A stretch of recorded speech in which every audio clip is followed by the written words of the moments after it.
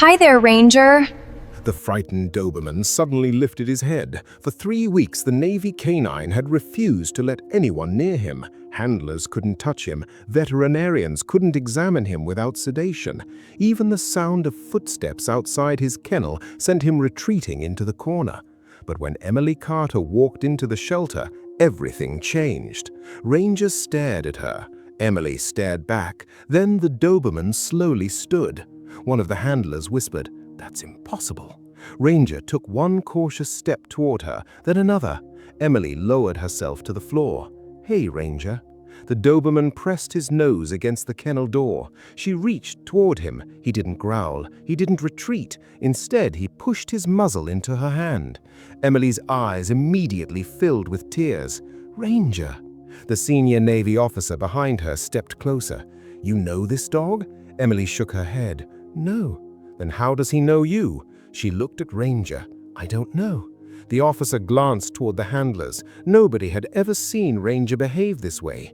Then Ranger suddenly looked past Emily. His body stiffened. His ears dropped. The fear returned.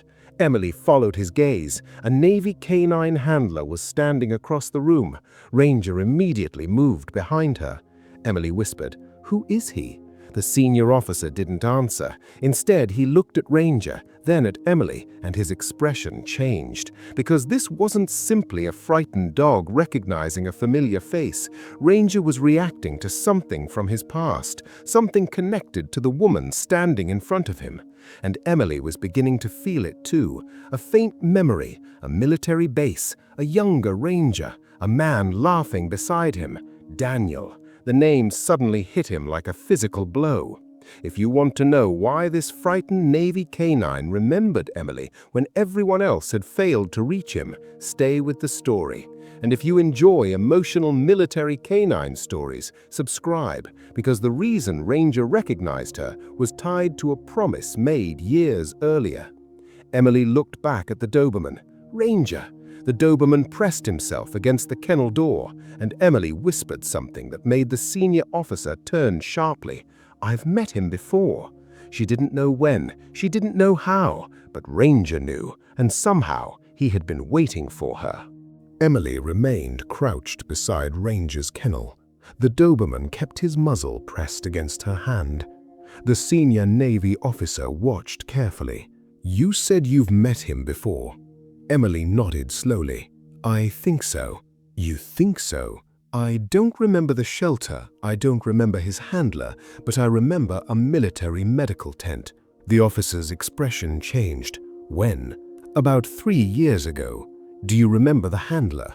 Emily closed her eyes. A face appeared in her memory. A young Navy sailor kneeling beside a Doberman. Daniel.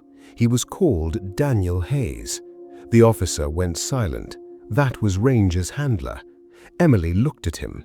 "I treated Daniel once." "Where?" "Afghanistan. He brought Ranger to our medical unit after an operation." She looked at the Doberman. He had a cut on his paw. Ranger's ears lifted. Emily slowly smiled. "You remember that?" The dog whined softly. The senior officer stepped closer. "Ranger was only with Daniel during that deployment.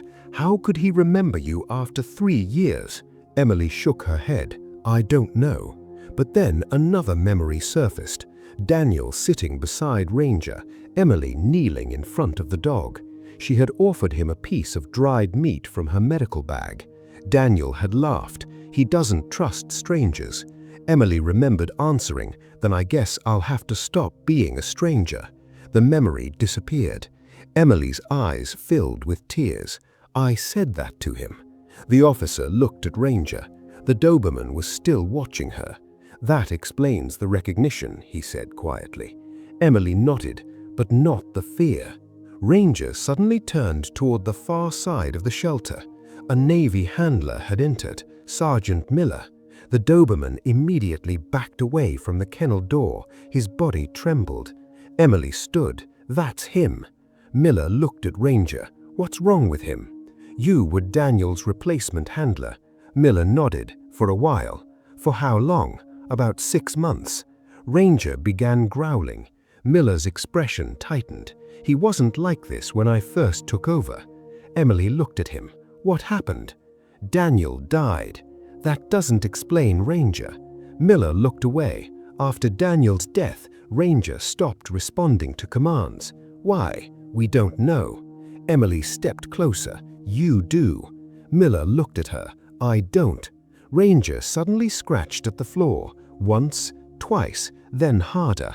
The senior officer crouched beside him. "What's underneath there?" Ranger looked directly at Emily, then scratched again. Emily lowered herself. "Show us." The maintenance team was called in. As they began removing the kennel flooring, Miller took a step backward. Emily noticed. "So you're afraid of what's under there too?" Miller stopped. "I didn't say that." The officer looked at him. "Stay where you are." A section of flooring lifted. Something metallic glinted beneath it. The maintenance worker reached down and pulled out a small waterproof pouch. Emily stared at it. There was faded handwriting across the front. D. Hayes. Her heart stopped. Daniel had left something behind, and Ranger had waited 3 years for someone to understand where he had hidden it. The officer took the pouch from the maintenance worker. Miller immediately stepped forward. "Sir, that should be secured." The officer looked at him. "Why?" Miller hesitated. "I just mean it could be classified." Emily watched him carefully. Ranger was still staring at the pouch. The officer opened it. Inside was an old military identification card, a memory card, and a folded piece of paper. Emily recognized Daniel's handwriting immediately. Her hands began to tremble. The officer unfolded the paper. Only one sentence was written on it. "If Ranger trusts Emily, she has to know the truth." Emily stared at the words. "He wrote my name." The officer looked at her. "You knew Daniel?" "Yes." "How well?" Emily swallowed. "Not well enough." She looked at Ranger. "But apparently well enough for him to trust me with his dog." The officer inserted the memory card into a secure computer. A video appeared. Daniel was sitting beside Ranger. The Doberman was younger, relaxed, his head resting against Daniel's knee. Daniel smiled at the camera. "If you're watching this, something happened to me." Emily's eyes filled with tears. Daniel continued. "Ranger doesn't trust many people, but there is one person he remembers from Afghanistan." Emily froze. Daniel looked toward Ranger. "Emily Carter." The room went silent. Emily covered her mouth. Daniel continued. "She treated Ranger when he injured his paw. He remembered her after one meeting. If something happens to me and Ranger ever becomes afraid of everyone," he paused, "find Emily." The video ended. Emily looked at Ranger. The Doberman was staring directly at her. The senior officer spoke quietly. "Now we know why he recognized you." Emily nodded. "But why was he afraid?" Before anyone could answer, Ranger suddenly growled. Everyone turned. Miller was standing near the entrance. Emily looked at him. Ranger backed away. Miller raised his hands. "I didn't do anything." Emily stepped closer to Ranger. "What happened after Daniel died?" Miller's expression changed. "He was transferred." "Where?" "A rehabilitation facility." "And you?" "I stayed with the unit." "Did you see Ranger after that?" Miller hesitated. "Yes." "How many times?" "Once." Emily stared at him. "Then why does he react to you like that?" Miller looked at Ranger. "I don't know." The senior officer wasn't convinced. "Leave the shelter." Miller turned. As he walked away, Emily noticed something. Ranger wasn't watching Miller's face, he was watching his hands. The Doberman's breathing became faster. Emily looked closely. There was a thin scar across Miller's right hand. Something about it triggered another fragment of memory. Daniel, a dark military vehicle, someone opening a rear door, Ranger barking violently. Emily suddenly whispered, "Daniel saw something that night." The officer looked at her. "What?" Emily shook her head. "I don't know yet." She looked at the memory card again. Daniel had deliberately left a trail, and he expected Emily to follow it. The officer opened another file. A map appeared. One location was marked in red: Old Canine Training Facility. Emily stared at it. Why would Daniel leave this? The officer zoomed in. A second name appeared beneath the location: Commander Harris. Miller had never mentioned him. Emily looked toward the door. "Who is Harris?" The officer's expression became serious. "Daniel's commanding officer." Ranger suddenly began barking, not at the screen, not at Miller, at the name, Harris. And Emily realized the dog wasn't just remembering Daniel, he was remembering the person Daniel was afraid of. The name hung in the air. Commander Harris. Emily looked at Ranger. The Doberman was trembling, but he wasn't hiding. He was staring at the screen as if the name itself had brought back something he couldn't forget. The senior officer closed the file. "What do you know about Harris?" "Nothing. He commanded Daniel's unit. Was he there when Daniel died?" The officer hesitated. "Yes." Emily's expression hardened. "Then we need to talk to him." They found Harris in the administrative building. He was standing beside a window, reviewing a personnel file. When he saw Emily, his expression barely changed. "Who are you?" "Emily Carter." Something flickered across his face. Recognition, gone almost instantly. Emily noticed. "You know my name." Harris closed the file. "Daniel mentioned you. How often?" "Once or twice." "Then why did he leave my name with Ranger?" Harris looked at her. "Because Daniel trusted you." Emily stepped closer. "And did you?" Harris didn't answer. The senior officer placed Daniel's memory card on the desk. "We found this inside Ranger's old kennel." Harris stared at it. "You shouldn't have opened that." "Why?" "Because Daniel was investigating something classified." "What?" Harris looked toward the window. Information was being leaked from the canine program. Emily's stomach tightened. "Deployment routes?" "Yes." "Who was doing it?" "We never proved it. But Daniel believed he knew." Harris looked at her. "Daniel believed many things." Emily's eyes narrowed. "He was right about Ranger." Harris said nothing. "He was right about the leak, too." "You don't know that. Then why are you afraid of this memory card?" Harris's expression hardened. "I am not afraid." Ranger suddenly barked from the hallway. Everyone turned. The Doberman had been brought outside with the officer. The moment he saw Harris through the glass, his body went rigid. He backed away. Then he began pulling toward Emily. Harris watched him. "That dog has been traumatized." Emily shook her head. "No." She looked at Harris. "He remembers." Harris's jaw tightened. "Dogs don't understand classified operations." "No."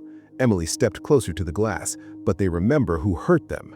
Harris's face changed. For the first time, Emily saw something beneath his controlled expression: fear. The senior officer noticed too. "Harris, where were you the night Daniel died?" "At the command post." "Who else was there?" Harris paused. "Sergeant Miller." Emily immediately looked at him. "Miller told us he wasn't there."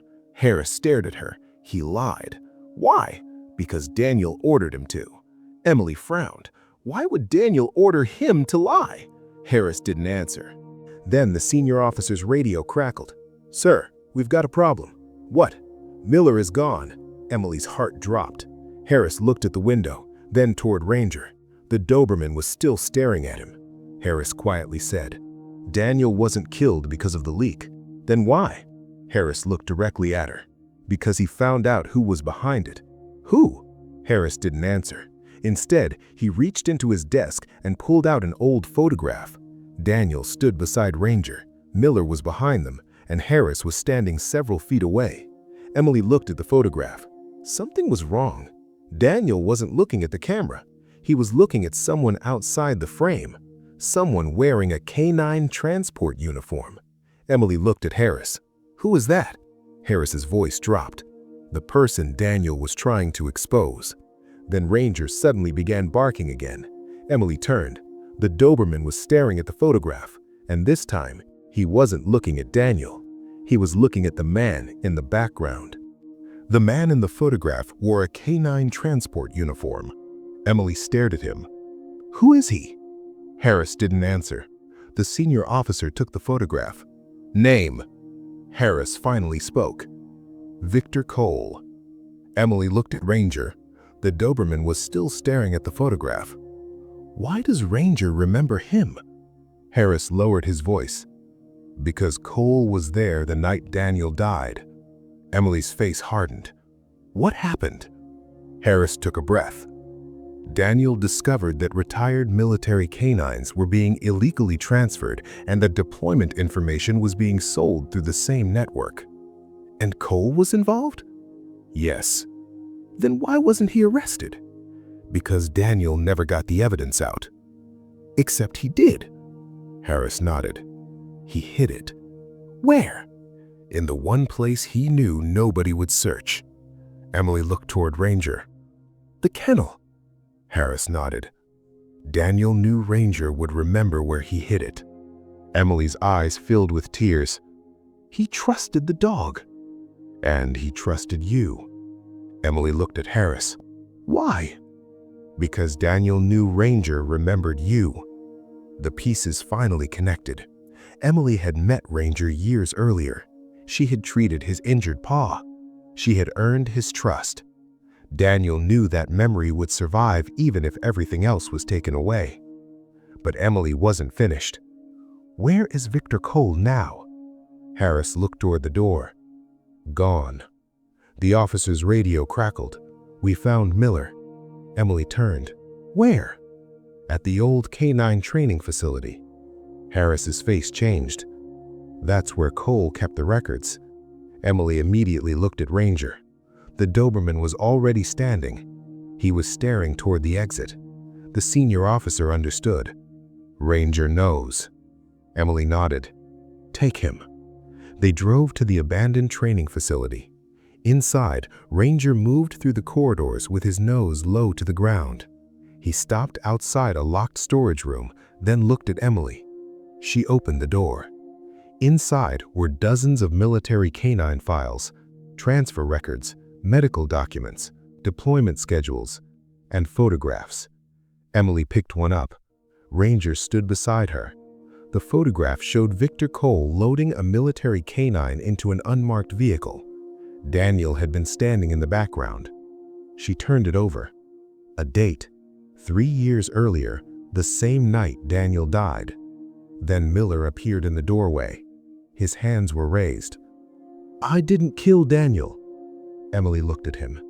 "Then tell us what happened." Miller swallowed. "Cole caught Daniel moving the dogs." "And Harris?" Harris nodded. "I knew the operation existed." "Then why didn't you stop it?" "Because I was trying to build a case." Emily's voice sharpened. "And Daniel?" Harris looked down. "He was going to expose everything before we had enough evidence." "What happened?" "Cole found out." Miller's voice broke. "He followed Daniel." Emily looked at Ranger. "And Ranger saw him." Miller nodded. "Daniel was injured." "Then what?" "He gave me Ranger's leash." Emily's eyes filled with tears. "What did he say?" Miller looked directly at her. He said, "If I don't make it, find Emily. She'll know what to do." Emily finally understood why Ranger had recognized her. It wasn't magic. It wasn't a coincidence. Ranger had met her before. He remembered her face, her voice, her touch. And Daniel had made sure that memory would lead him back to her.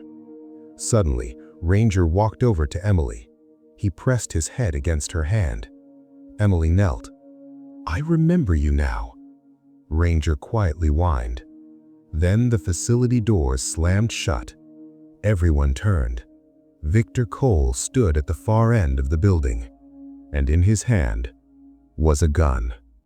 Victor Cole stood at the end of the corridor, holding the gun. Everyone froze. "Put it down," the senior officer ordered. Cole smiled. "You have no idea what you're holding." Emily kept one hand on Ranger's collar. The Doberman was trembling, but he stayed beside her. Cole looked at him. That dog should have been destroyed months ago. Emily's expression hardened. He wasn't broken. Cole raised the gun slightly. He remembered too much. Harris stepped forward. "You're finished, Victor." Cole laughed. "You knew what was happening. I was building a case. You let Daniel die." Harris's face tightened. "I tried to protect him." Cole looked at Emily. "And now you're going to finish what he started." Emily held up the memory card. "No." She looked at Ranger. "He already finished it." The senior officer quietly raised his radio. Federal investigators had already received copies of the canine records. The evidence was no longer inside the facility. Cole realized it. His expression changed. "You transmitted everything." The officer nodded. Cole slowly lowered the weapon. Seconds later, federal agents stormed the building. Victor Cole was arrested. The stolen canine records were recovered. The illegal transfer network was exposed. Daniel Hayes's death was officially reopened, and Commander Harris was cleared of the cover-up allegations after investigators confirmed he had been secretly building the case against Cole. Miller cooperated with the investigation and admitted he had been ordered to stay silent. But for Emily, none of that mattered as much as what happened next. 3 months later, Ranger was officially retired from military service. Emily adopted him. The first night at her home, Ranger walked through every room. He inspected the doors, the windows, the hallway. Then he stopped beside an old photograph. Daniel, Emily, and a much younger Ranger. Emily smiled. "You remember." Ranger gently touched the photograph with his nose. Emily knelt beside him. "I remember too." The Doberman rested his head against her shoulder. For 3 years, everyone had believed Ranger was a frightened, broken military dog who had forgotten to trust. They were wrong. He hadn't forgotten. He had been waiting for the person Daniel had trusted, waiting for the woman who had once treated his injured paw, spoke gently to him, and promised Daniel she would come back. Emily wrapped her arms around him. "You don't have to wait anymore." Ranger closed his eyes. His body finally relaxed. The same dog who had once hidden from every human being now slept peacefully beside the woman he had recognized the moment she walked through the Navy canine shelter. Because Ranger hadn't recognized Emily by chance. He remembered her face, her voice, her touch, and most importantly, he remembered what Daniel had trusted her to do: come back for him. Emily looked down at Ranger. "I came back." His tail moved softly across the floor, and for the first time in 3 years, Ranger wasn't waiting for anyone anymore. He was home.